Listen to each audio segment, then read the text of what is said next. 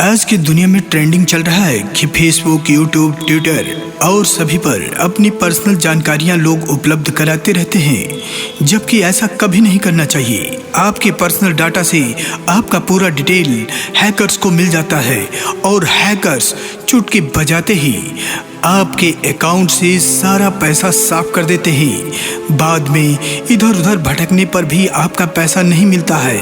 आप जानते हैं ऐसा क्यों होता है? ऐसा इसलिए होता है कि आप अपने पर्सनल डाटा को अपने फेसबुक, ट्विटर और तमाम सोशल मीडिया नेटवर्क पर आप डालते रहते हैं, जबकि इससे बचे रहना चाहिए।